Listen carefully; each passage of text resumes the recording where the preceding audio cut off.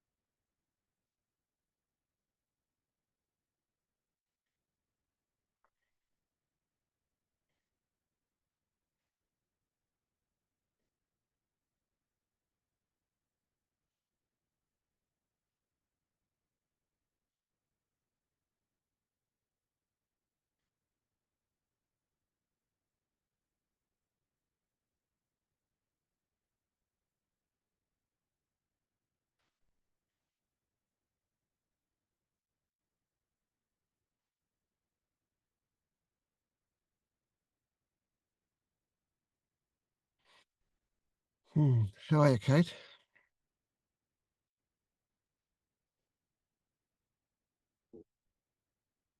I'm okay. I think I'm good. Had a good week.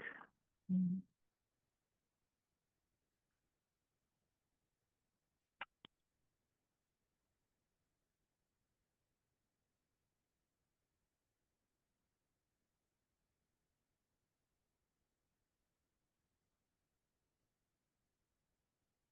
It's been sort of enjoyable, um, meaning um, I've got to laugh a bit, which is not terribly me, but just sometimes uh, there's a chain of things that happen, or somewhere there's noticing the chain of things, and you just have to smile because there's because I could see, that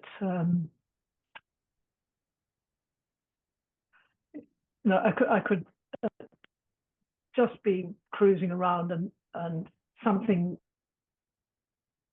and then I was able to notice that oh, so what I'm having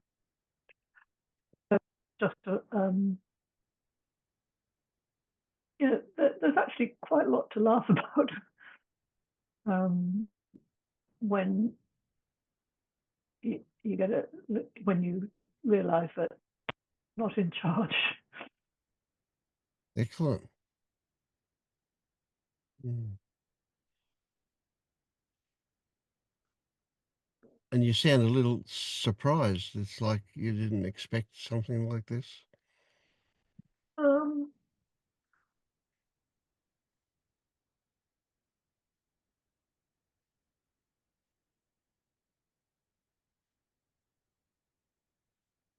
no, I should have expected it. I should have expected it, but actually, just seeing it for myself, not self.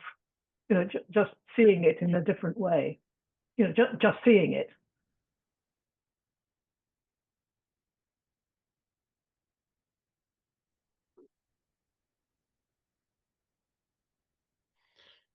I'm having a bit of trouble here, and I suspect it's my computer.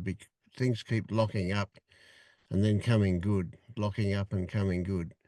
So there's moments I'm just not catching. Now, sometimes it's just the video, and sometimes it's the video and the audio. So just bear with it and ask for a repeat if you miss anything. Yeah. So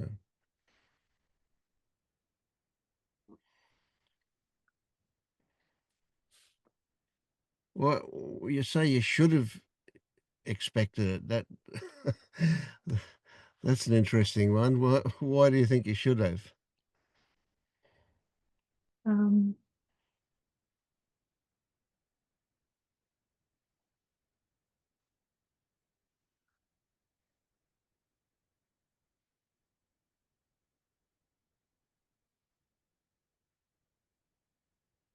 well, I think um, intellectually in the sense of moving concepts around, that was inevitably part of the deal of just dropping concepts and just, so when, I mean, obviously they're not completely dropped, but when you can look back and just see this, how one thing leads to another, and then ping, you're, going for a swim or not going for a swim, and it's not, and there's no you that's been making those so-called decisions. Mm. It's just happened. So there's a lightness about that. Yeah, yeah. Realizing freedom.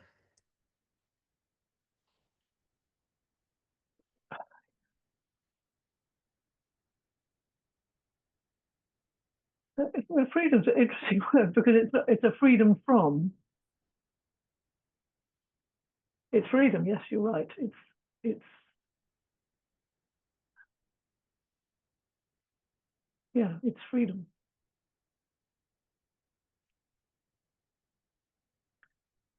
Wonderful. But I also it is wonderful, definitely. But obviously, can, the way all this is all churning around. There's a sort of question, if something, what does it mean when something makes sense? You know, what does That, that that's a is that a is that a sort of grasping onto a better story or something, or is it yeah. a relaxation? Well, the first thing I get tripped up on is the oxymoron. We're talking about it makes sense. Now, what are your sense organs? They're all what you feel Mm, and what you hear and what you see. So we're not talking about any of those when we talk about it makes sense, are we? We're talking about some resolution in the mind. yeah. Isn't it weird how we talk about the physical senses, but we're actually talking about the mind? Don't you find that strange to start with? It makes sense. What a stupid saying. It is. If we said it And makes yet, logical sense, yeah. well, no, it's still saying the same thing, isn't it? Mm. Anyway, regardless of that, so what happens for you when something makes sense? Is it like something clicks into place? Is it like you have a feeling of recognition? What happens for you when something makes sense? Yeah, I think there's a recognition, be pushed to say what it was, but it sort of covers that, that there's a recognition that there's been a chain of events, which, a chain of circumstances, and you can sort of you can become disinterested in the whole chain because the whole thing um, uh, when in classroom maths, when you start off with something and you go down lots of equations all the way to the bottom of the page, and then you get to, E equals mc squared or whatever it is that, people who are good at all these things do. So you can just have a beginning and a conclusion, and all the once you're sure of once the chain is working, just Yes. leads naturally. You can just jump from the beginning to the end. So it's got a relaxation about it. It's got Mm, a mm. ah, it's making sense. Is I think it is perhaps more of a feeling, but it must be. You don't always have a clarity that the mind has been logically doing anything. It, Mm. it's like saying trust. It's something which is um, uh, it's just quicker. It's just whatever. So it's just a way of communication. Um, well, there's the sort of closing down the question. I mean, the closing down the questioning, which happens. It sounds almost like you're saying, and I'm not sure if you are, but anyway, but it sounds almost like you're saying you arrive at a new belief. And that's what I'm worried about. Is it just, well, I'm arriving at a new shortcut, I suppose. I don't know about this belief business. It is a tricky Oh, one, isn't it? Yeah. mm, because there was some, you know, I watched most of the last week's session. I'm so grateful for that, for you recording it. And it just struck me that there is such a difference between losing a belief in self and living without a self. I mean, there's just a huge gap Mm. between those two things.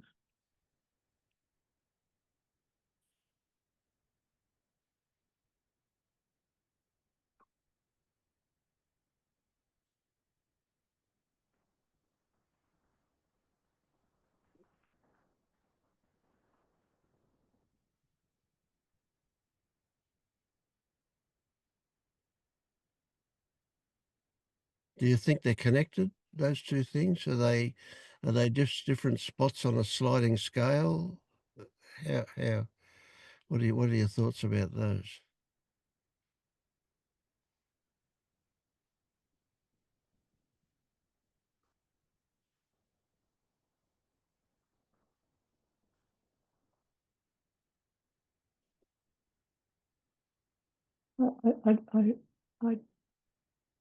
I sort of think that they can't be just a sliding scale. To have no self implies no all sorts of other things as well, and Mm. it must be some sort of freedom from beliefs, various beliefs, many beliefs, all beliefs.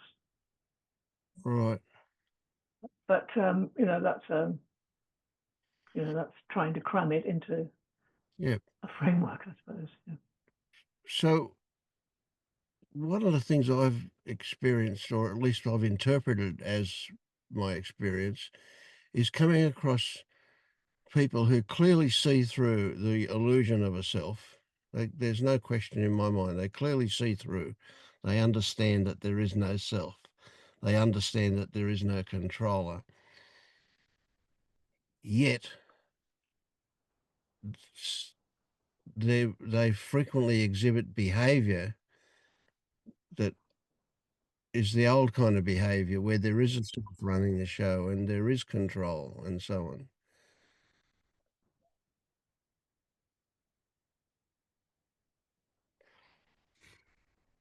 And I used to see it as just a bit of an incomplete awakening. It didn't need much more to do to start integrating it into daily life and living as if there were no self. So there's never actually been a self, has there? There's only ever been stories Mm. we conclude a self and so on.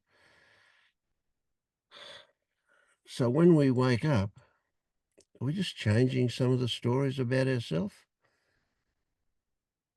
Do we say, well, the old story was I wasn't awake, and the new story is I am awake? Is it like that? Is it just stories? Or is it the response to believing those stories? What's different?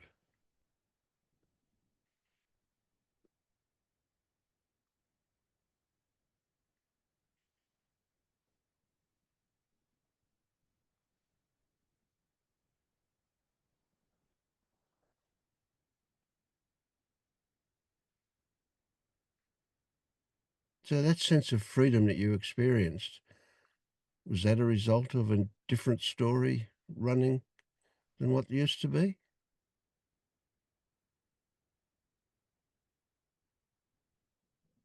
Well, it is and it isn't. I don't think. I think in the now, in the moment, I don't think there's a story there. There's just there. But by the time you're trying to communicate it, even to Mm. yourself, even to myself, uh, it's a compare and contrast. Sure. exercise. Yeah.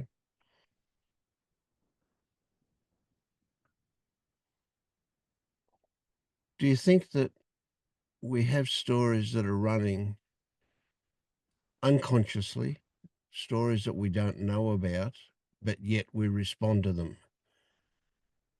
Do you think For that's sure, yeah? for sure, for sure. I think that. That's why I'm not, only when you start those out or therapies or meditation or something, and call it beliefs, but I'm not sure that they are just circuits.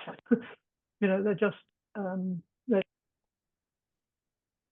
breathing, they're just sort of Yeah, yeah. music. So this is one of the explanations, one of the stories that's turned up here for me with those people that have clearly seen through it and in fact do live it some of the time and then get triggered into the old way. What if that's just a nervous system response? It's got nothing to do with stories or belief in stories or whether there's a self or not self. It's just an old response that's been trained into the body. And Just a that, nervous system tick because of the trigger. mm, I mean, I have this, that, you know, um, I can, not chatter thoughts, um, you know, put them on and recognize that that's all they are. They just keep ticking over, you know, um, they're just there.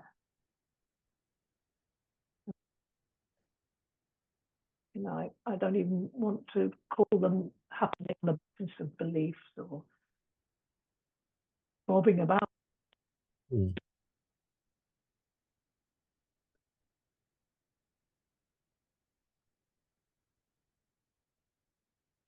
Yeah, we can speculate about cause and effect or what's involved or how it happens or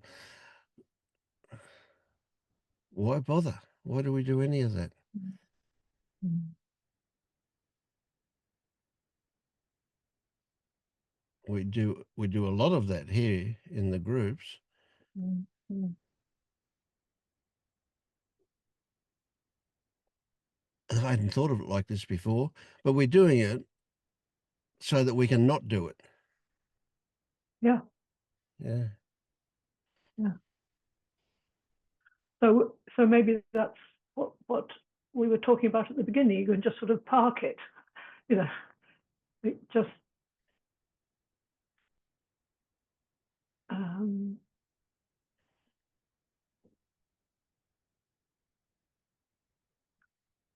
just show no interest in the belief.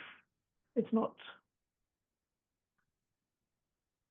Um, Well, belief's a funny thing, you know. The what I've done a lot, and I'm certainly not saying I've seen everything there is to say, but I've spent a lot of time as a seeker investigating beliefs and knowing and beliefs and all of that stuff.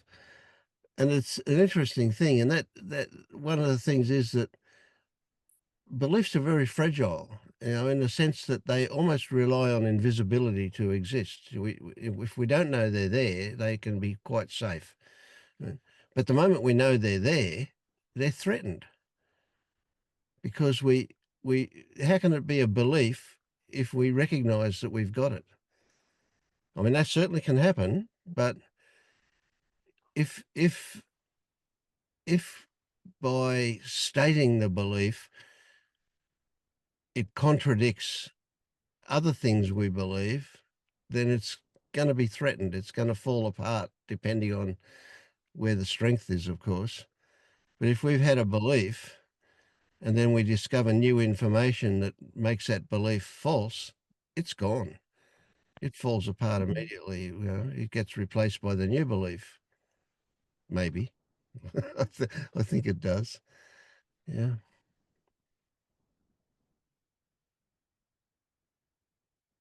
So do we have to then poke around and discover and recognize and undermine in the way you say, all our sort of subterranean beliefs?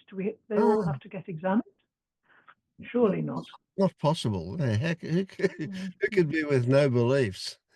mm, mm, Of course, we then start to extend our idea of what a belief is as well. Our assumptions, beliefs, if they're mm, never expressed or they're never touched, and that, but yet mm, we can assume they exist. Right? I assume it'll be daylight tomorrow. This pretty strong assumption mm, there. Do we call it a belief? Maybe it becomes a belief when I talk about it, mm, but that's yeah, mm. that's an interesting one, a tricky one, isn't it?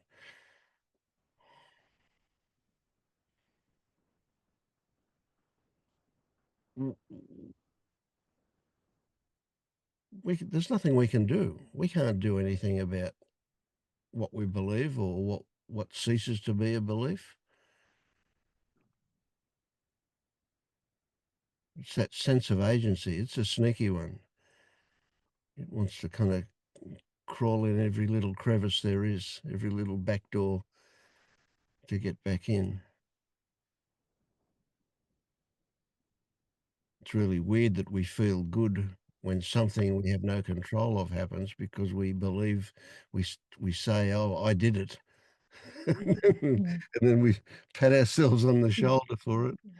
Yeah, mm.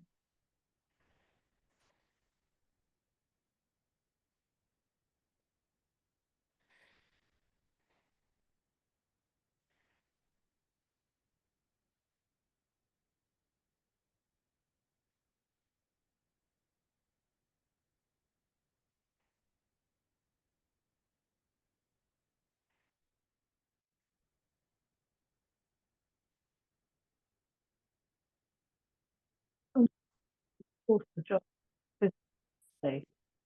I mean, remember told at Father Christmas or Father Christmas they filled out.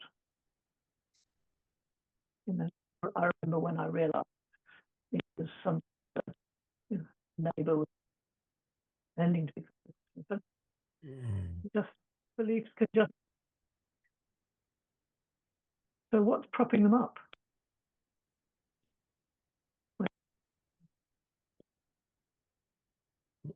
Well, it's a good question, isn't it? Because none of these things live in isolation. They all rely on support from other ones around them. So it's all very, very complex situation. But as I was saying, maybe they're not propped up. Maybe they're not still active. Maybe they're just an old nervous system twitch. The time comes when that certainly is what happens, and it's hugely problematic when people immediately go, "Oh, I've lost something. Something's undone. I'm not awake anymore," because of that old nervous system twitch that comes along. It doesn't mean that you're not awake at all. Doesn't mean anything about that. It's just there. Even if you start running with it, you're going to come to a point pretty quickly where you're going to go, "Oh, this is happening." You'll see it. And the moment you do, it falls apart.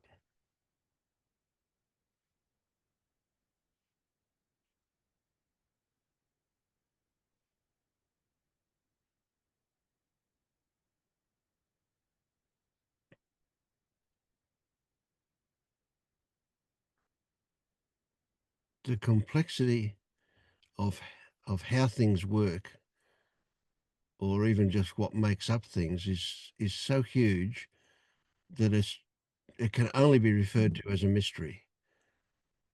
We just mm, don't know. Which also it opens up a huge freedom, a huge openness when we can say, "I don't know. I, I don't know anything.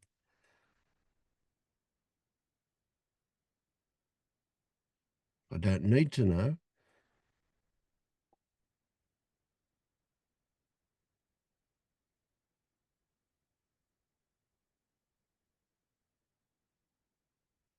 yet there's something a little bit, I don't know how to say it. There's something under the surface that says, I can say I don't need to know in a relaxed and confident manner because I really don't need to know unless I need to know. And if I do need to know, I'll know. I'll find out. It'll be, it's available there, especially these days. So essentially, I don't have to know anything. I know that I can find out if I need to. Mm. But there's also an experience of questions can turn up that are rather interesting, yet there's no desire to find an answer. Probably because in most cases that answer takes us back into that mystery. And so we can't ever actually know. So the answer will only ever be made up.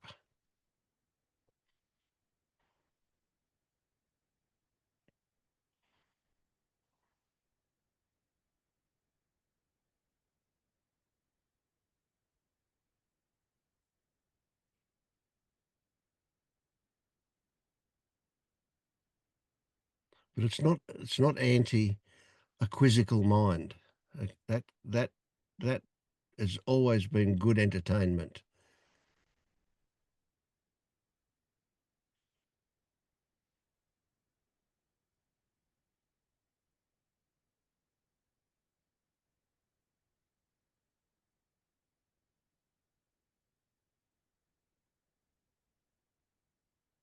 Is it more than entertainment? Maybe sometimes. Did I break up? Yeah, but Yeah. I'm saying that quizzical mind can be very entertaining. And there's a question, can it be more than just entertainment? I find it very entertaining to watch my mind. It's like a Looney Tunes cartoon sometimes, and sometimes it's like high drama movie, but nevertheless, it's always entertaining, but always mm, fictional too. mm.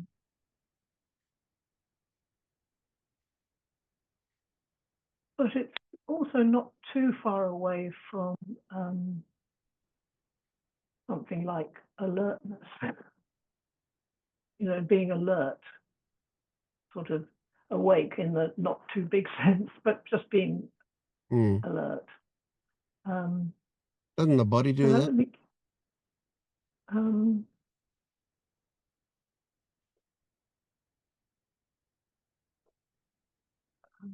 yes, You mean when you probably. say It's the alert, sort of body working on it with a full battery somehow. Mm.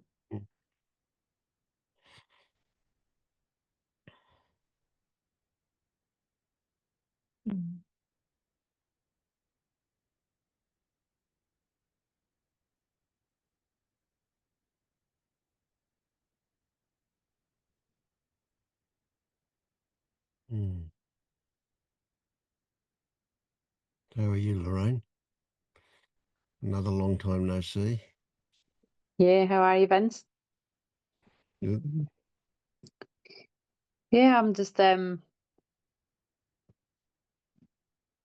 meing and being.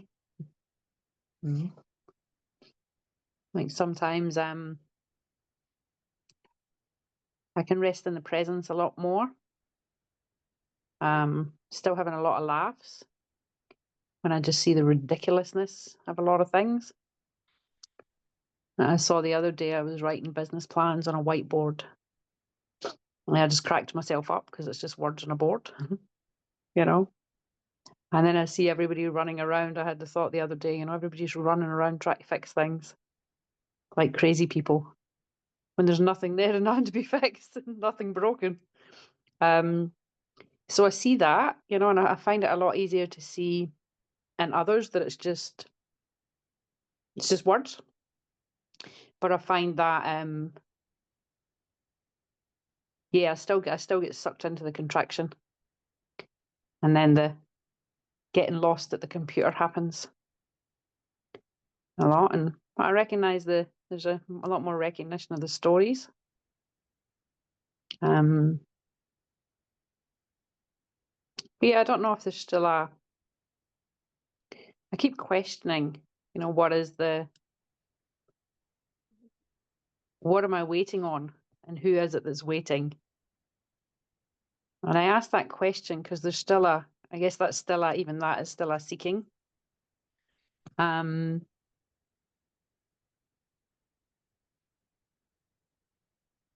yeah, I'm just questioning beliefs and they're sneaky little buggers. So yeah, I'm just being and being. Mm.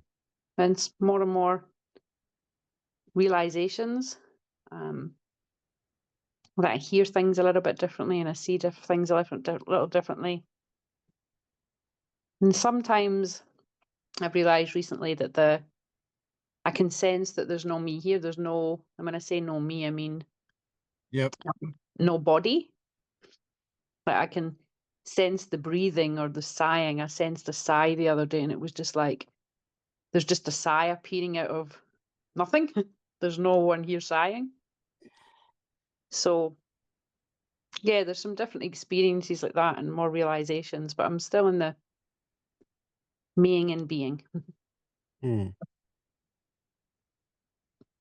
So what's wrong with the meing when that's happening? Mm. Yes, it's just an afterthought. There's an afterthought of, oh, where have I been Mm. for the last 5 hours? I get sucked into the story. Yep.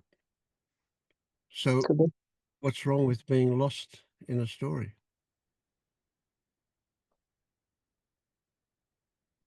I guess there's an expectation that I'll be present, that this larger self will be there. Mm.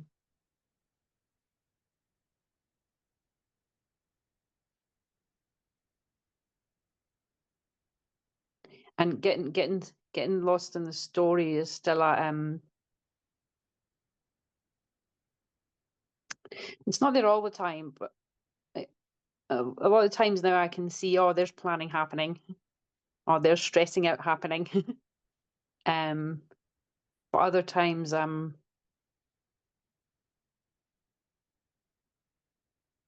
still freaking out, Mm. about what needs to be done. Mm. This needs to be done by Sunday to make sure that happens. So there's still a stuckness, and I guess that's still an identification with self, and I've got an expectation or a desire to that to be less and less. Mm.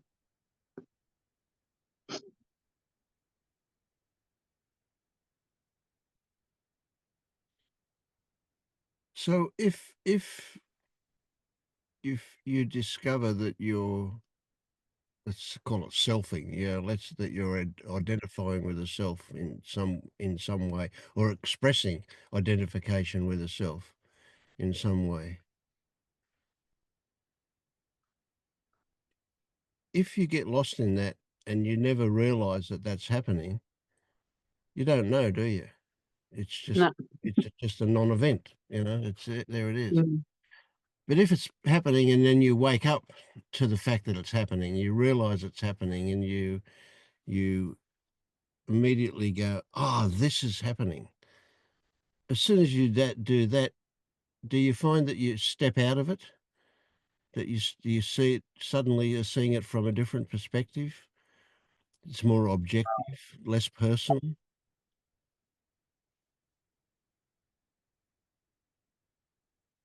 Yeah, sometimes, but then as you say that, there's also a recognition that sometimes there's me doing that. Okay. Yes. Mm. Mm. But how do you know there's you doing that? You recognize that too. Mm. Just another thought. Yeah. Mm. Well, there can be the recognition and then there can be no thoughts about it, or there can be the recognition, then a narrative acknowledges it or something. That's the one where the mind wants to claim ownership of good things, or Mm. what it sees as good things. But yeah, but what I'm getting at is what's happening for you is exactly what needs to happen, and that is Mm. that you're seeing this stuff when it happens. And the ones that you miss, that you don't see, well, you don't even know that you've missed them because you never saw anything. Yep. Mhm. Yeah. Mm.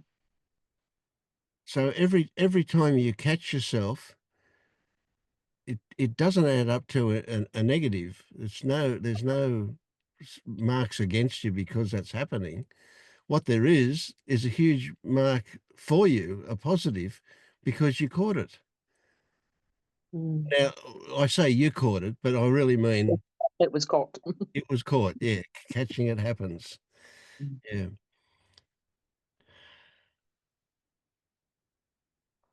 There's definitely more though. I ask myself, and is this just another thought again of,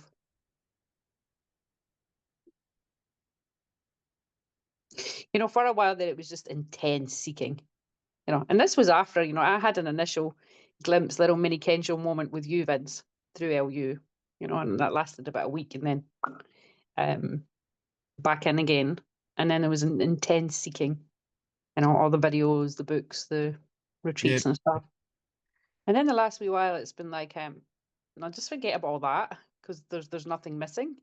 Just rest in the I am. Just what am I looking for? It's just a thought. There's nothing missing.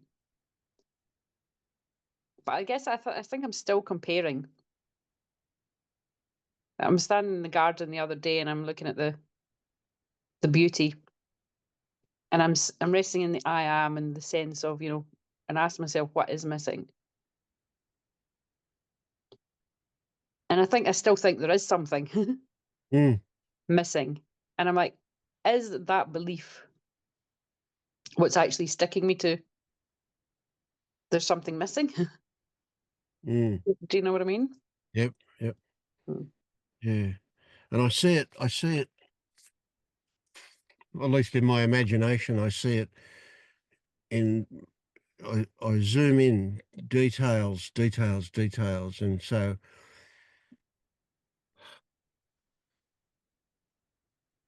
if the thought arrives to herald that there's a feeling or a belief or whatever you want to call it, that something is missing, again, if you just respond to that and never see it, then you'll be in suffering, right? You're having a pretty unpleasant experience, kind of Yeah, thing. okay. But if you do see it, that changes it. Mm. But the idea to see it, that is, look at it from whatever perspective reveals some spaciousness or clarity or whatever you want to call it. Right? That idea, where does that come from? Well, obviously it comes from you, not a self, but the brain generates the idea. So again, it's a positive, it's a plus, it's a brownie point. There are no negatives. Mm.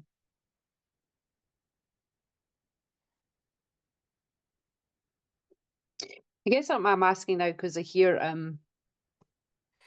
you hear other teachers saying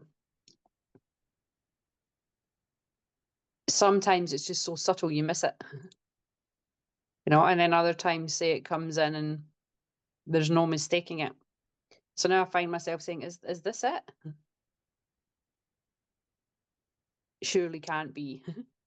So there's still a little bit of Yeah, confusion arising there on, is this it? right. Or, So am let's go down this path a little bit. Do you recognize if I say to you that you can't imagine something that's completely 100% novel. It simply is not the way your brain works. You're not going to come up with something completely novel. Always what is generated in your brain, any kind of image, any kind of fantasy, relates to experience that you've had. Yeah. Now, if you're not awake, you've never experienced being awake, so you've got no idea what it will be like.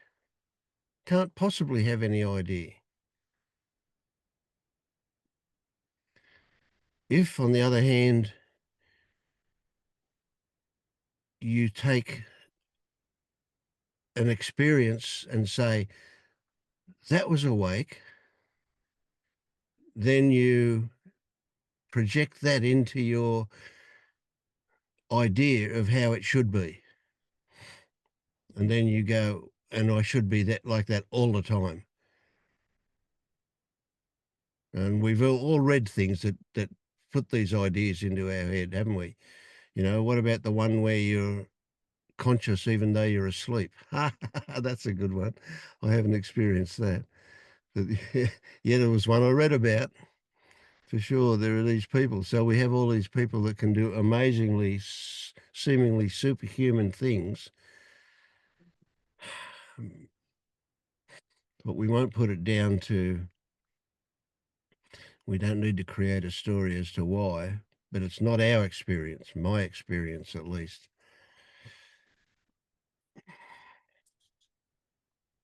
When you become awake, with this, yeah, we'll just use that term very loosely. Are you never ever going to get triggered again? Yeah, well, yeah. Well, I promise you, you will. Yeah.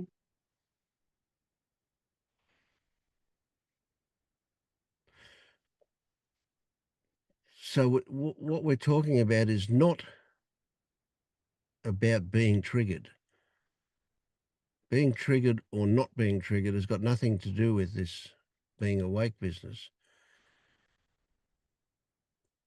What it's got to do with is, how do we respond? From what perspective do we look at, Yeah. relate Okay. to these things? So the hero at the end of this journey says, whatever life throws at me is okay.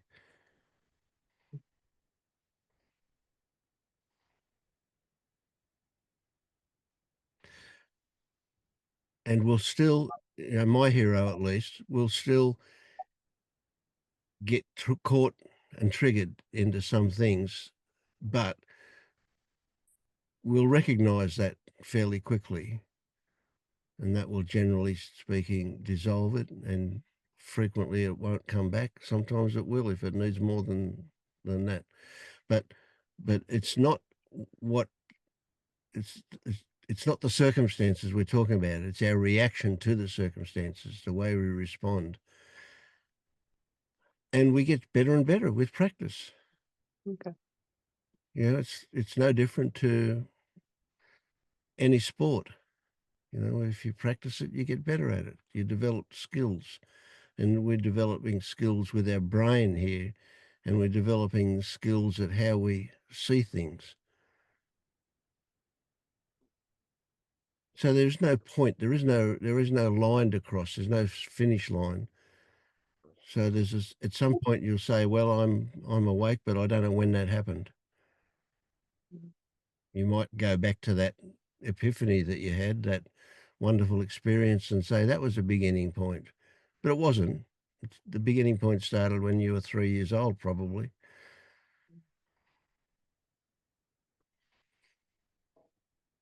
I think that there's definitely I think the start of it was just the recognition of no self and the hilarity of that. And I do, there is a perception of, that being more of the the presence rather Mm. than the being. I don't know. There's like, so that experience of being separate, or experiencing yourself as being separate. Is that not a benchmark?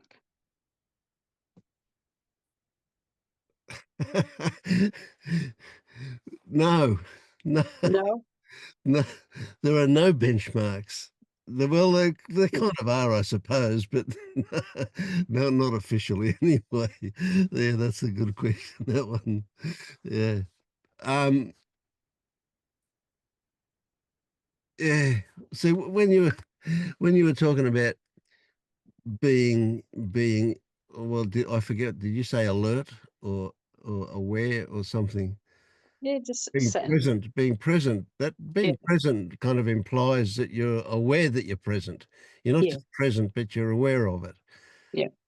Well, nobody can sustain that all day. For sure, the human nature, you can sustain that for about 7 seconds if you're good.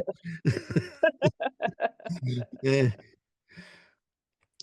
But it's available to you. That's maybe is a better way to put it, rather than yeah, I love this. Um, yeah, yeah, look, I can't walk on water. Yeah. I don't know if that'll ever happen. Yeah. I guess there's always it's just so blurred, and at some point, a lot of people will say there's a point when I knew, that was it. That was my big awakening. And a Yeah, lot of people know that. yeah, I get that, and it's a good one too, but it's an interesting one again. So, is it when you knew or see, so, there was one bloke I worked with who eventually, when he woke up, realized that he'd been awake for 3 months, yeah? Yeah, yeah. It was like that's an interesting one. So, maybe it's not so much when you knew, when you know, but when you accept. Maybe that's not quite the Well, right word, but you get the flavor of it. So, yeah, accepting that it is the case. that landed. Hmm. Yeah. And it's important to appreciate because stories are so prevalent for us and we respond to stories all day. If you've got a story that you are awake, that's going to change the way you see things. Let's put it that way. If you compare that to you've got a story that you're not awake, Mm. right? So if you're not awake, you're looking for the negatives in everything. If you are awake, you're looking for the positives in everything. I mean, that's a bit blatant to say it Yeah, like but that. You kind of like it a bit like that. Yeah. and as you say that though, the ego immediately jumps in and says, "No, Yeah. you're not. You're Yeah. bullshitting. Good. Good. Good. You're Good. telling a Good. story to elevate yourself." Yeah. Yeah. So how do you know that was happening? You saw it, right? Yeah, yeah, And so it wasn't happening. It started to form and then you saw it. yeah. Where's the ego when you say, "Oh, there was ego"? There's no ego. You can't talk about ego from an ego perspective.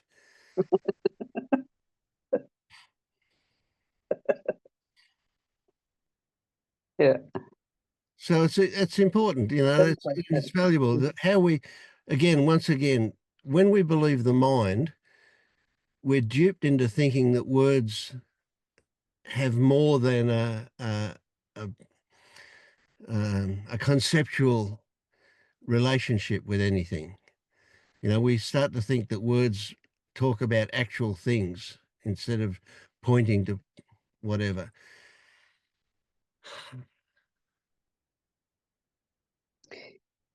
When I hear other people talking and I can just see it and I'm like, oh, it's just a story, and it's completely transparent, it's completely clear.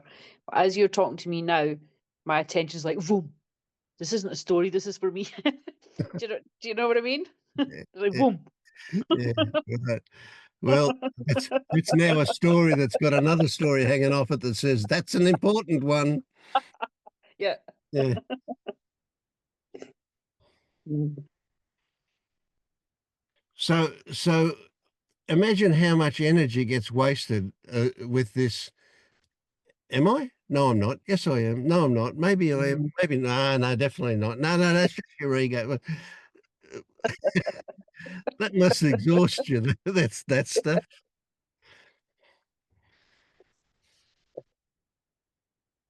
So here's where I've arrived at. Being awake is total bullshit. There's no such thing. A It concept. doesn't exist. Yeah. It's just a story for people who are not awake. Yeah, okay. So it's time for you to drop all of that story and start looking at the world as if you are awake in order to integrate a little bit smoother and a little bit faster. And it'll keep on happening and you'll keep on getting triggered and you'll keep on seeing things the old way, but you'll see it. And you'll see it quicker and quicker, and eventually it'll start to thin out and it won't happen as much. And that's already happening, I guess. I bet you that Yeah, is the case for you. It's that's starting to thin out quite a lot. Yeah.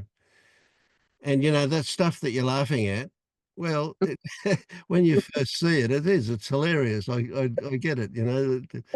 The absolute crazy ridiculousness of it is just, yeah. But eventually you stop laughing, not because it ceases to be funny, but simply because you get bored with it. It's everywhere. it. But as soon as somebody else sees it and they share that with you, you're triggered right back into it. It's great. Yeah.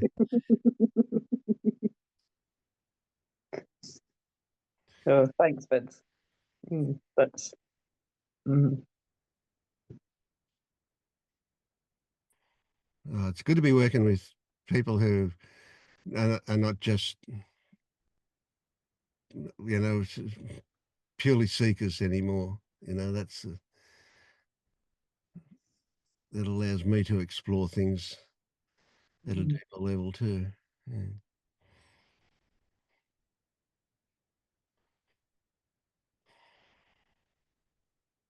It's almost as if when you said that, like when you said, have a look at things from the point of view that you are awake, there was a whole there was a body recognition of that, but not just like it wasn't like it was a body recognition that rather than a ego tick of the box, Mm. like a body sigh of belief. Does that make sense? Yes, There was absolutely. Yeah, yeah.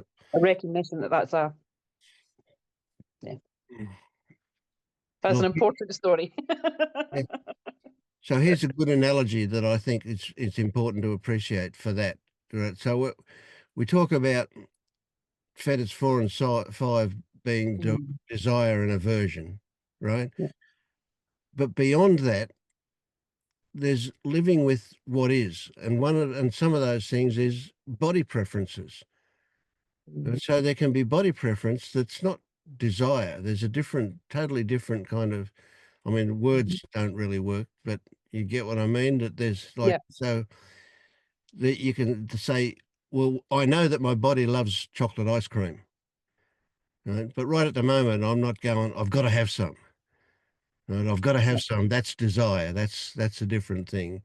Whereas the fact that I know that I get a nice response from this body when I put chocolate ice cream in my mouth. Mm. And so there's what you could see that one of them, the desire, is an ego thing. That's one way to describe it anyway. And whereas the body preference thing is just the way you're made up. That's just the physiology that you've been landed with, um, Mhm. the DNA and all of the responses that you've got and so on, and including all of your conditioning. That's also plays a big part of it. So, but here we are. This is what we've got. We're not going to undo that back to scratch. We can't. We just need to take the top. 1% of shitty stuff and turn it into something good. That's all. And then life is good.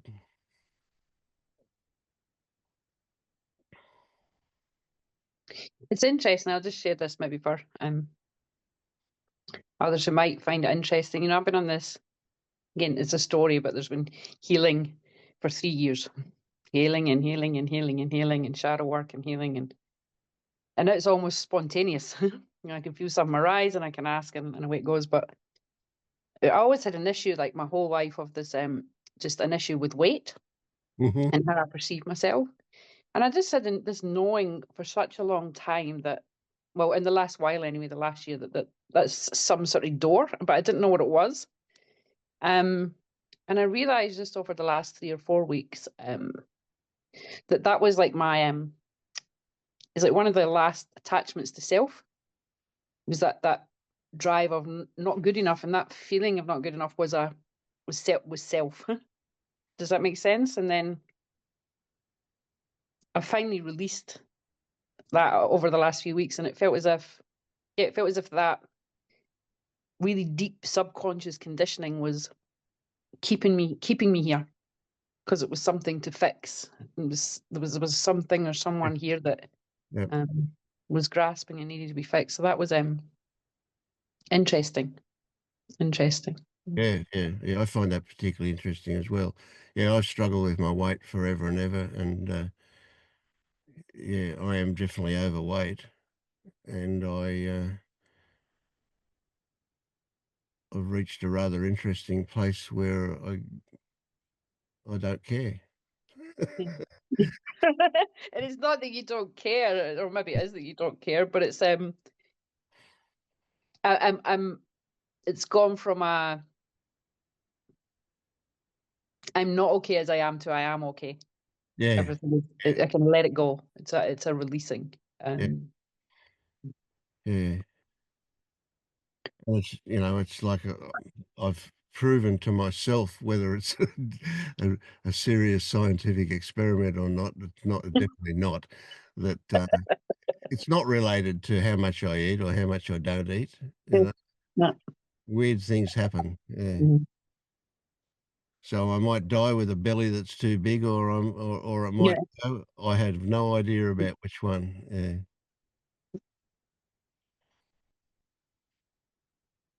Yet I give credence to the ability of the organism to maintain health. Mm. There's a move always towards better health, even though it can get distorted sometimes. But yeah, Yeah. so I do believe in the magic of the body in the sense of being able to look after me until it stops doing that, I guess. Who knows?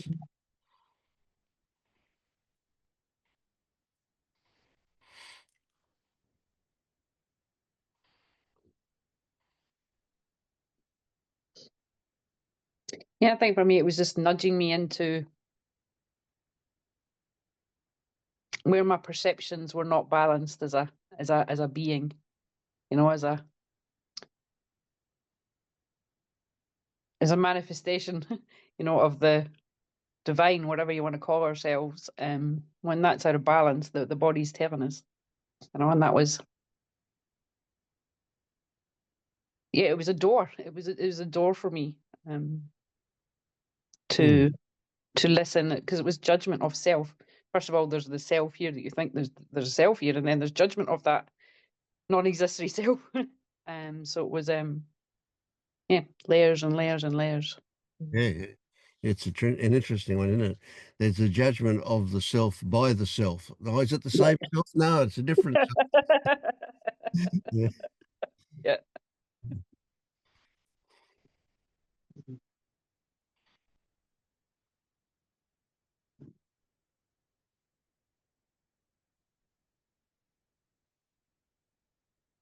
It's Uh, interesting, I isn't it? How we say, sorry, Bianca, you go. no, And I'm overweight too, so I can join on the discussion. Oh, we can have a party. We'll get in. There's nobody here No, to care. We'll get in some pastries and chocolate ice cream. Yeah. but yeah, I think it's not the weight itself that is a problem for me, but the fact that this desire for ice cream, chocolate ice cream comes, and I need to have it, and I can't do anything about it. This seems. Mm. What was interesting for me, an interesting realization, Bianca, was I cried at this a couple of weeks ago when I realized that a simple act, like the eating ice cream is neither good nor bad or healthy or unhealthy. You know, everybody can have a piece of ice cream, but that simple, innocent act on someone who perceives himself to be overweight is laden with guilt, and it's an innocent act. Everybody eats ice cream, not everybody's overweight, and that innocent act, if you've got those self images, you know, it becomes this self-perpetuating guilt trap. That made me cry when I realized that, you know, that we're just beating myself up for innocent acts, Mm. you know, because it's not gorging and it's not piggery and it's, you know, it's just not. Yeah, so that What just if it it made me is? emotional. Well, maybe it is for some people, you know, maybe it is for some people, but you know, just in my patterning and my conditioning, I just looked at, yeah, why can I beat myself up for a simple, neither good nor bad act? You know, like, do you know? Yeah, no, I can see the causes for me. It's that I want to feel better, and sugar just gets me a pleasant mood. Mm-hmm.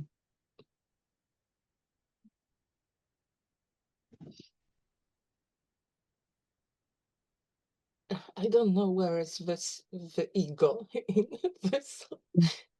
It caught my attention when Vince said you can see the ego when you are looking from the ego. I started wondering, maybe this is what I do.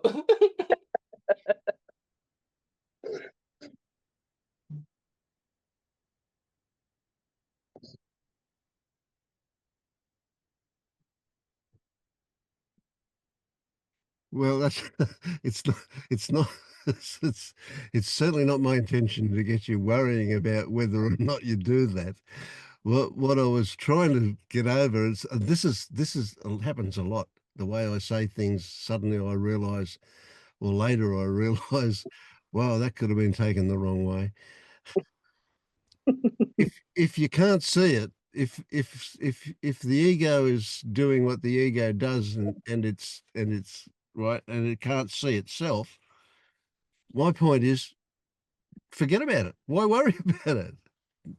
Certainly don't get off worrying about what might be going on there. It's totally out of your control. Why would you feel guilty about not being able to control when you've got no control? Why have a judgment at all about what turns up? Whatever turns up is just what turns up. It has no value. I don't know if it is worry. It's it's more like curiosity. Well, how this mechanism is working. Well, I say curiosity is healthy. That's good thing, depending on where it takes us, of course. Who knows? Who knows how it works? It's just too complicated.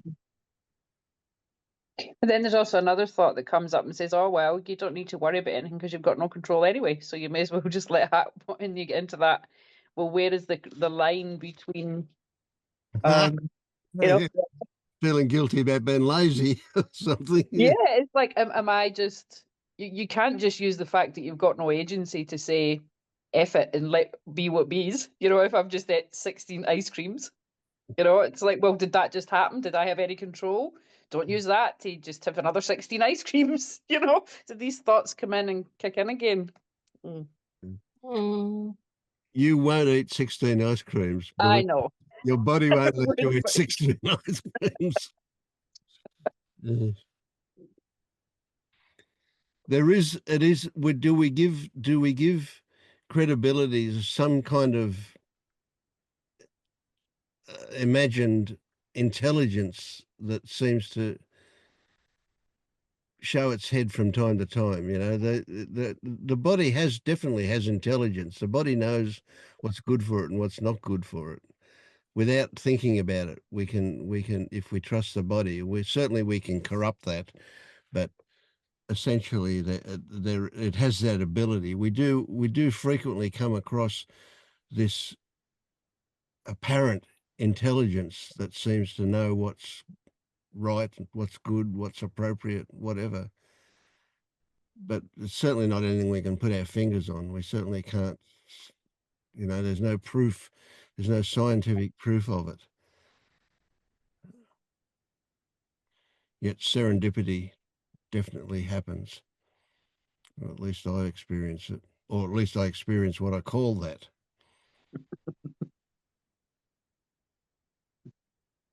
Mm.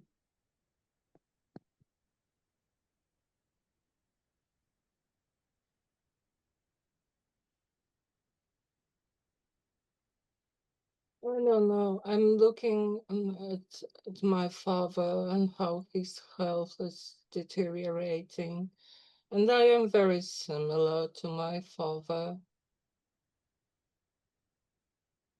in the way he was kind of indulgent, or not like not able to do fasting for a day.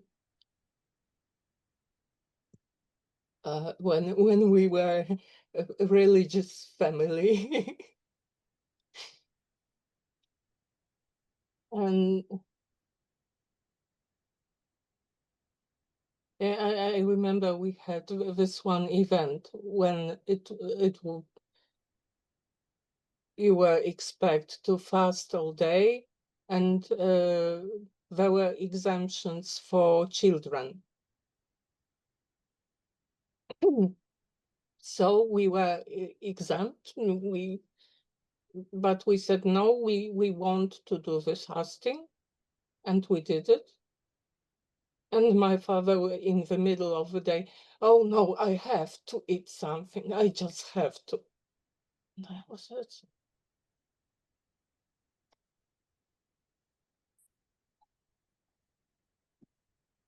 Mm.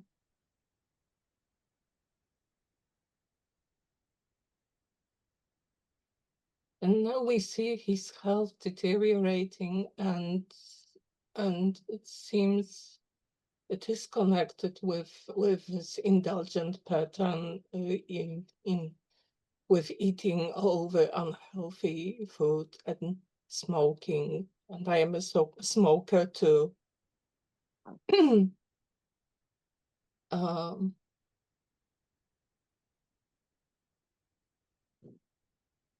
So you see this as a future for yourself.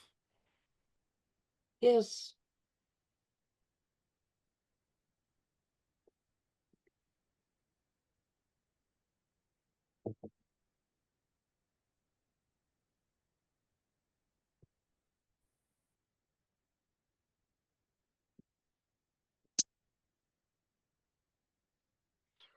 So you say you're similar to him,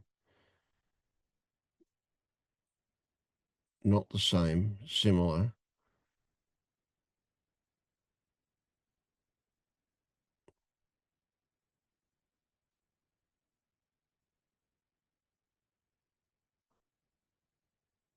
So might the differences between you and him mean that your experience will be different to his experience?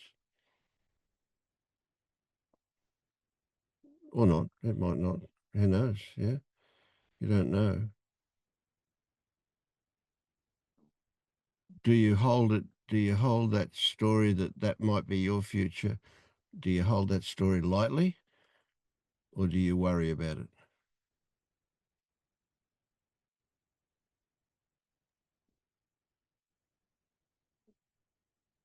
Hmm.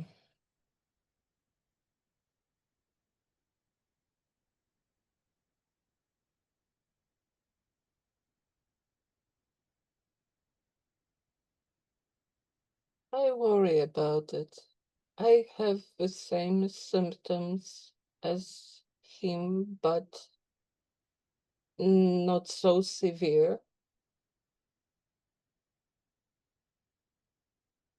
Just because you're younger? Yes.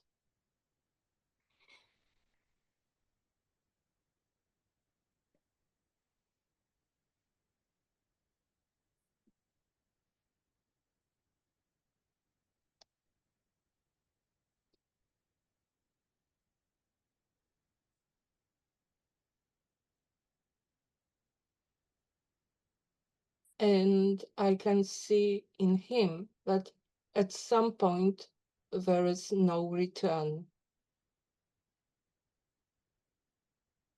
For him, it won't help if he changes his lifestyle Yeah. now. And You stop smoking, it's not going to make any difference. it's The it's damage too is not. far. Yeah. Hmm.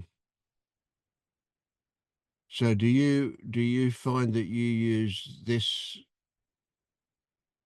to feel bad about the fact that you're not doing something about your health? Or maybe you are. I'm just presuming if you indicate that you're likely to end up like him, that must mean that you're still doing the things that you see in him has led to this situation, the eating and the smoking and so on. And then you can feel really bad about the fact that you're still doing that. And that'll be worse than smoking. That'll be like tripling. Well, seeing all that certainly helps me, gives me an initiative to try at least to make some changes. And for a time I can make that changes. Yeah, I bet you don't smoke as heavily And as he does. uh, I wouldn't be so sure. Mm. Especially that any smoker will tell you that he smokes less than he does. So I don't know how much he smokes. Mm.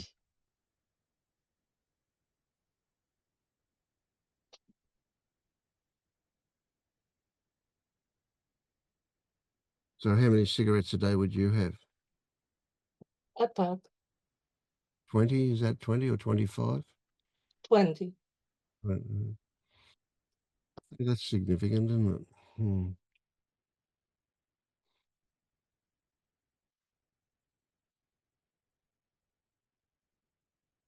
Hmm. And if I wouldn't be smoking, I would be eating. Hmm.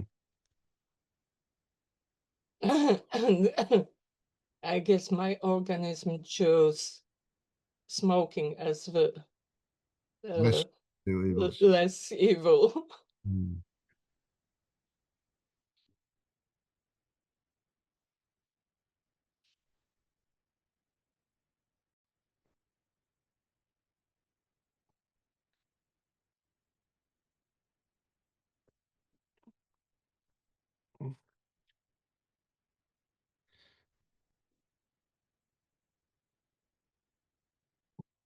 You know, I remember a woman who was over 100. I don't remember exactly how old she was, 105, 110, I don't know. And she smoked. and live to that age. Now, I'm not saying, I'm just saying, obviously, different bodies handle it differently. She wasn't smoking a pack. I don't know how much she was smoking. Yeah, probably not.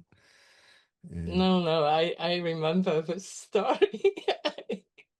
It was 2 cigarettes a day. Well, there you go.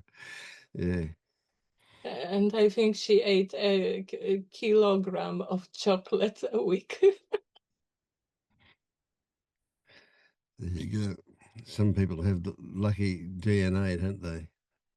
Their genetics are good. Yeah. So the best we can do, it's like you've got a choice. You know what I mean? A choice that says either you do something with it about it, which, that's a joke. Can you do anything about it? Well, something can happen, but it's like you're faced with this thing. Do I do something about it? Or do I simply stop worrying about what's happening? If you're not going to do anything about it, stop worrying about it. If you're worrying about it, do something about it. I know they're only words. I do know that. But it's like that's an interesting position to be in, isn't it? But I mean, I I smoked 3 packs a day at one stage in my smoking career, and I gave up smoking 4 times or 5 times. I don't remember exactly now. And I once gave it up for 2 years and took it up again. So I do know about the struggle to stop smoking. But that was 46 years ago that happened for me. And still today I've got lungs that don't work properly. I've still got COPD and etc. From all of the smoking that I did way back, even though I stopped a long time ago.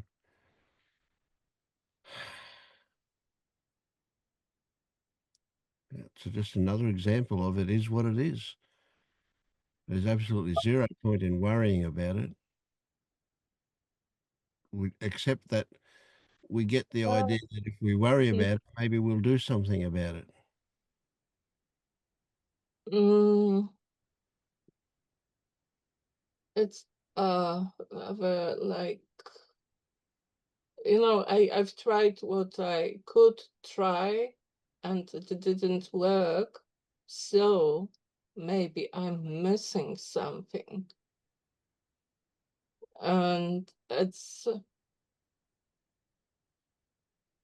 like for my father and for myself, it starts with this: I'm in a bad mood, I need to elevate my mood with a cigarette or ice cream, doesn't matter. Mm. Well, the cigarette one is a bit tricky because you're going to get in the bad mood that you need to elevate yourself out of because of withdrawals. It's probably. Later on, yeah. Mm. With cigarettes, I noticed that it's often that when I'm nervous, my breath gets shorter, and when I smoke, I'm, I'm just automatically, I'm taking a big breath, and it makes me calmer.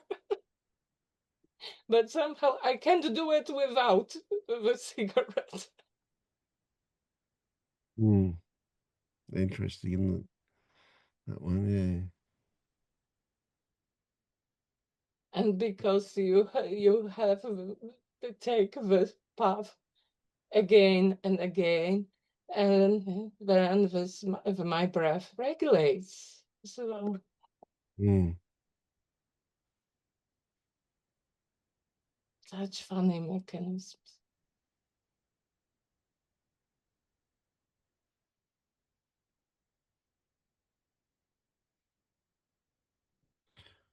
So maybe the first step, or a first step, a possible first step to giving up smoking is to start with accepting that you smoke. So no I longer did. just total, there it is, I smoke, full stop. Feel nothing about it, no judgment, no justification, no nothing, just there it is, I'm a smoker. I can remember a couple of occasions where I had a cigarette that I hadn't yet lit, and I just carried it around in my hand for quite a while. And then I realized from that that part of the joy of smoking was holding the cigarette. Like it became part of the ritual, I suppose.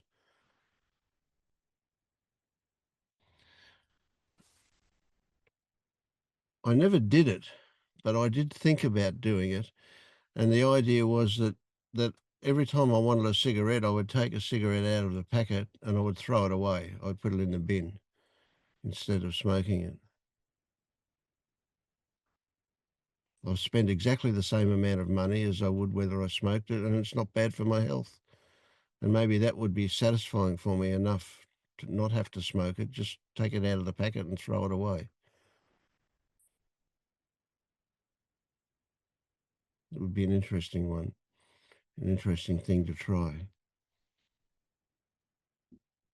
Well, I still think the clue is I'm in a bad mood. I have to elevate my mood. Mm.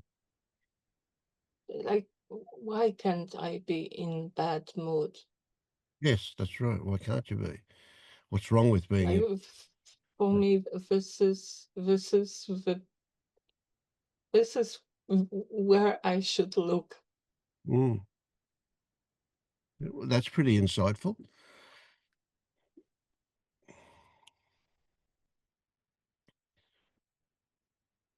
And I was thinking in terms of if you use a cigarette to elevate yourself, to elevate your mood when you're in a bad mood, maybe what's elevating your mood is not the cigarette, but the fact that with the cigarette you're taking a deeper breath and getting more oxygen in, and that's elevating your mood. Maybe. Who knows? Yeah.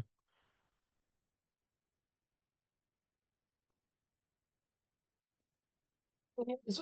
Y- But y- also, there is also this element that smoking is like eating.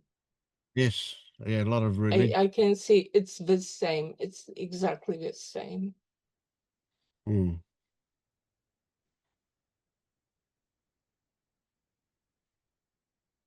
yeah. It's maybe eating is calming on a very basic level, like for an infant. Yeah, that's a bit. There's more to it than that, too. You know, I mean, there was a period in my seeking years in the early part where I became a Baha'i, so I got religious, and it was interesting. I remember the Baha'is had fasting days, and they put smoking in the same category as eating when it came to fasting. So they said, don't smoke either. That's the same as eating when you're supposed to be fasting. So that's an interesting one, and that's a religion's been around for a couple of thousand years. So I don't imagine it's based on science, but somehow that religion took smoking to be the same as eating.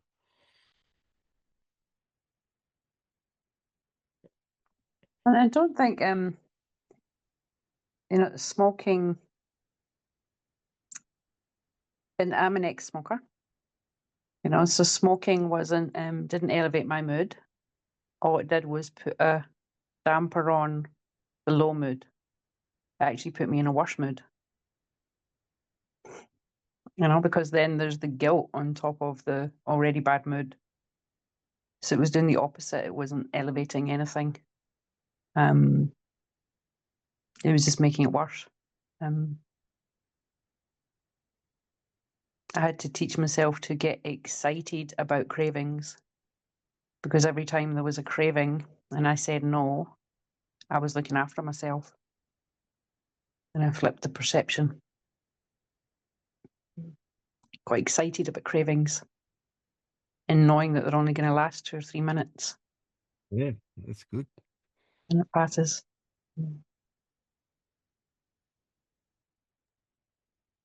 We talk too much about smoking. I need to smoke now. It does that, doesn't it? And I will do it with utmost joy. I'm sorry if this is triggering for anyone. I won't. That's fine.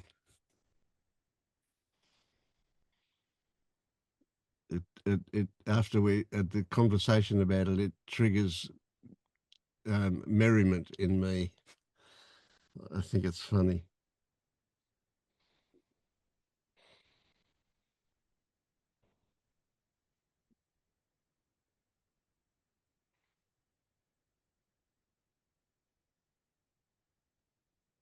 And how are you getting on, Vince? Good. Yeah, things are good here.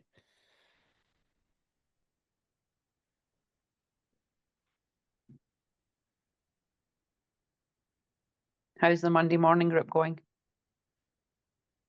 Yeah, that's good. That's good. Good. Yeah. Sorry about the time It's thing. all right. I get it. It's all good. Yeah. It's all good. There's no issue at all. None. Me getting up at 5:30 for it though. That's a yeah.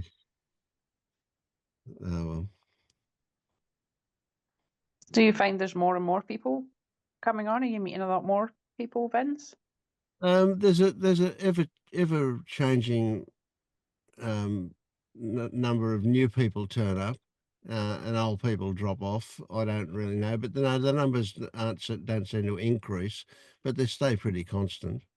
Yeah, it's good. I mean, I've said to myself, I'm happy to be there if only one person turns up. In fact, I'm happy to be there if Yeah. nobody turns up. I'll just meditate Yeah. or go to sleep. Yeah. Yeah.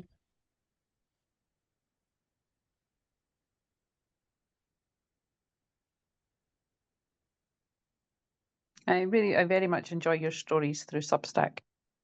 Yeah, good, good. Yeah, that's a recent discovery of mine, although it's not that recent now.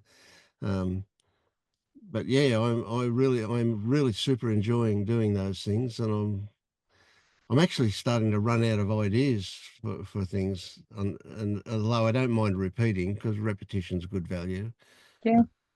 especially if there's a slight variation on it. But yeah, so I come I come up with these ideas generally from what we've been talking about in groups. Somebody will be talking about Yeah. something, and I'll have an idea and write a story about that. But yeah, I'm at the point where I actually had the fantasy today that I'll ask everybody at the group tonight what would they like stories about? What would they like me to cover? But I'll do that. I'll do that on Substack. I'll send out that thing for people to respond to that. Give them time There's a to think about it. there's a there's a title for you, Vince. How do you know if you're awake or not? Okay. Yeah. Yeah. We'll do that. I've been skirting around that one lately with a few of the Yeah. titles. Yeah.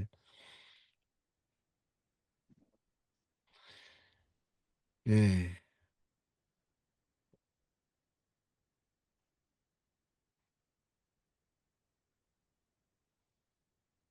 And it's crazy, isn't it? Like I want to say things like, well, you can't be awake. It's not possible to wake up unless Mm. you're not awake. If you're not awake, then you can think about being awake. But if you are awake, there's no such thing. Who would wake up? Into what? Mm. I think I've lost them. Have we lost them? Oh, I'm still here. Where the video's frozen up. Oh, yeah. Yeah, okay. Yeah.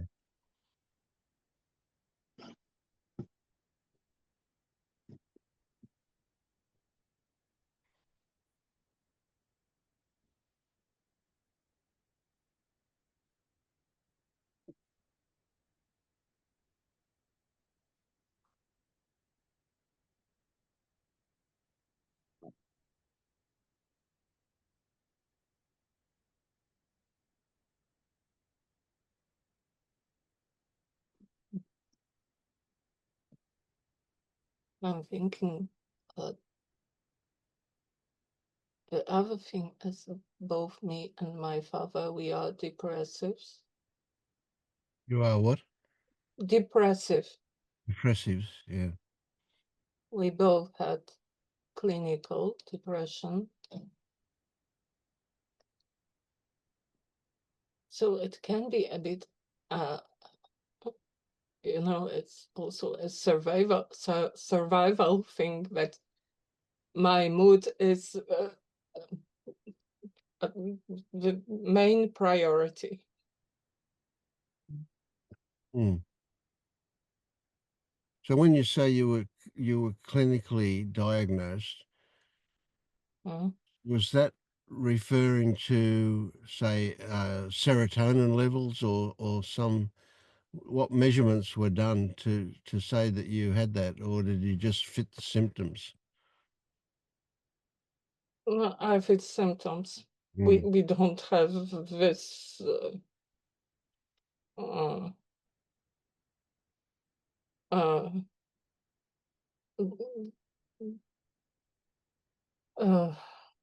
I'm lacking words in English. We're not so refined with Okay. Yeah. Yeah. mm, Yeah. Yeah. So a lot of the antidepressant medication involves hormone replacement. Serotonin levels, or the levels are affected by whatever the drugs they use to do that. But it's much more complicated than just that, I think. Yeah. it was like that when I was on the meds. I was taking more joy of eating, Mm, and I'm gaining weight every time I'm on the meds. It's like seriously gaining weight. mm. Uh, so uh,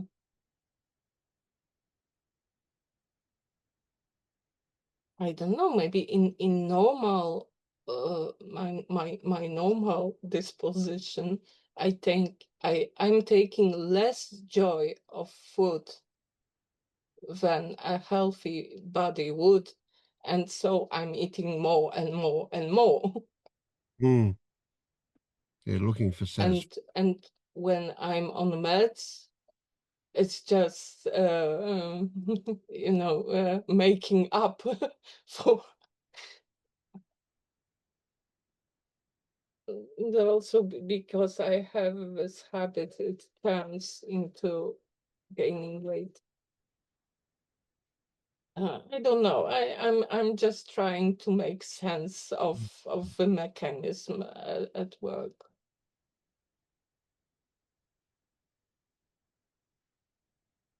I think it's too complicated to make sense of it, really. You can only Mm, do that. yeah. It's complex. It's many conditions and circumstances. Yeah. I mean, one of the things that we do know is that these balances in the body we can change.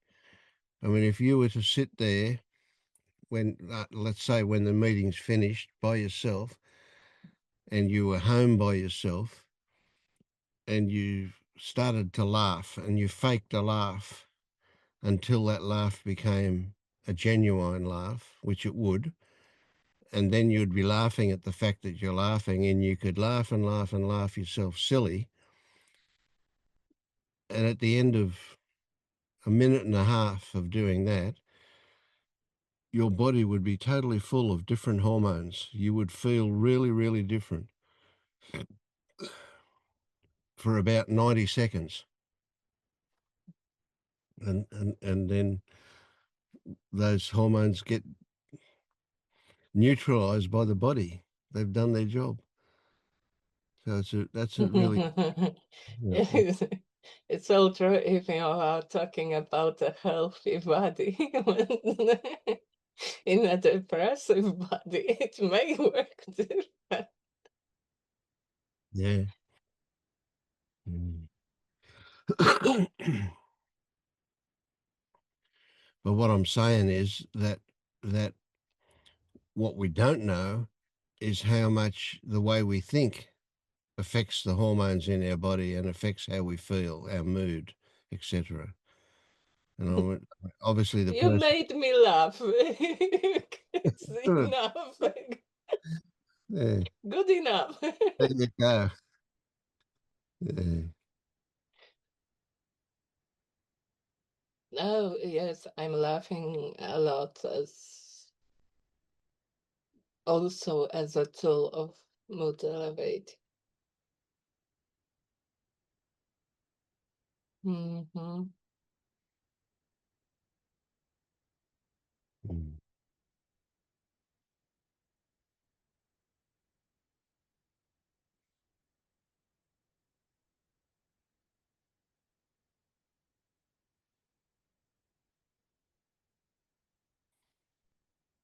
There's some I don't know, compassion for this organism trying so hard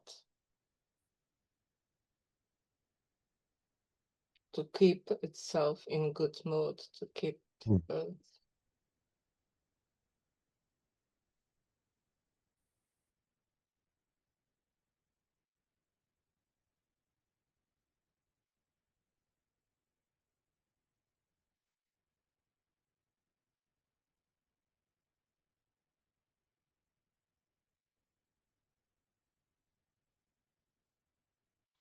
Yeah, it seems to me that by nature, the inclination of the organism would be to move towards a good mood. That if we in fact if we find ourselves going away from a good mood, to me it would suggest that there's something there doing that. Something's been triggered, something's going on. But if we do nothing, our inclination would be to end up in a good mood. I think, I imagine. I don't know about that one. But I do think in terms of it takes effort to be in a bad mood and it's effortless to be in a good mood. Whereas you're saying almost the opposite of that. Mm.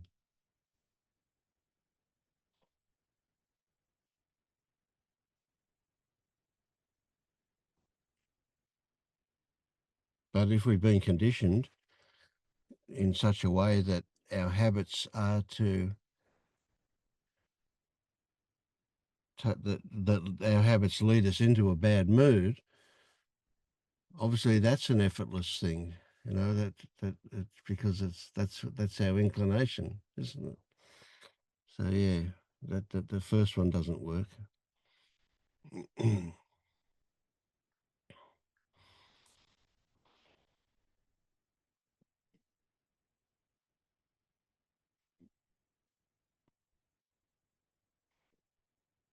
But I think the stuff we talk about here is a move in the direction to feel good.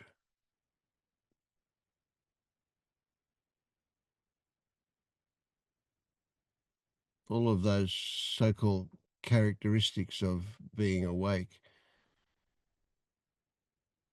all reflect a pleasantness, a good mood, good experiences.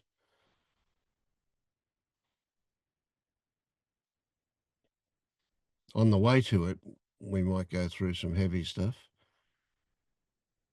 if we've got a lot of shadow work to do or whatever.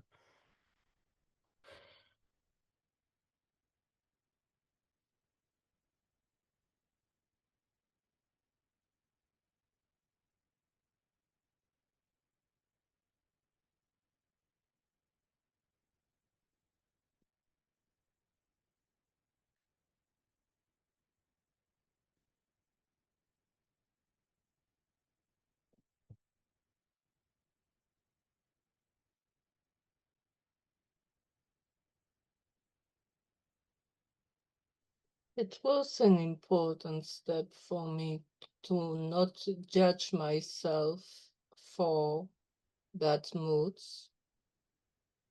It's like not talk to myself, get a grip. Yeah, all that rubbish. Yeah. Yeah, Mm.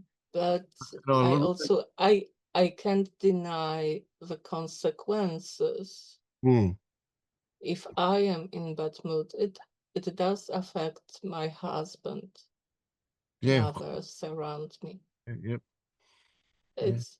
It's just how it works. But I do like your attitude, the perspective you have on those things. I mean, earlier you said something along the lines of it's okay to feel be in a bad mood. There's nothing wrong with being in a bad mood. Well, that's true. There's nothing wrong with it. There can be consequences, sure, but certainly nothing to feel guilty about. Certainly nothing to get off into the idea that we've got to do something, we've got to fix it. We would like it to be fixed, we would like it to change, but if we feel like we've got to, that's a different story. So I love that you can say, if I'm in a bad mood, that's okay.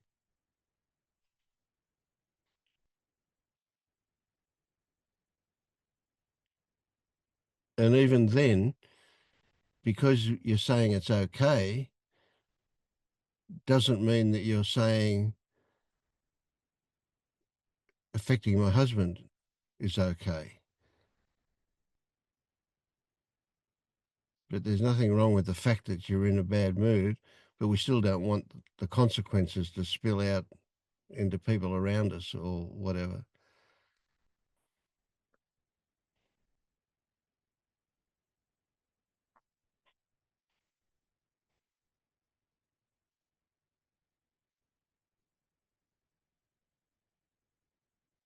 And probably nothing will change a bad mood quicker than accepting that you're in a bad mood.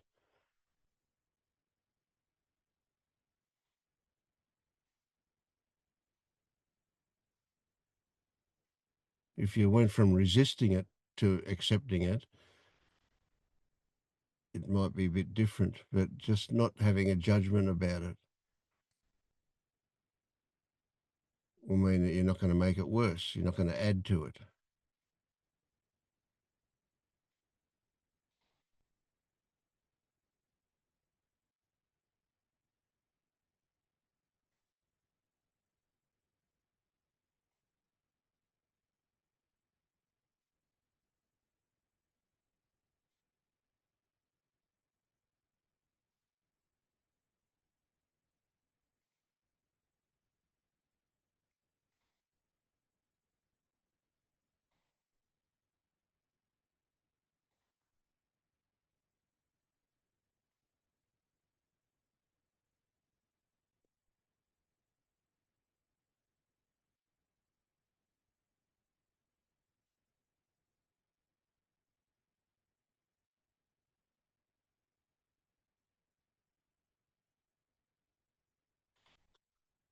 Okay, well, maybe I'll have an early night tonight, eh?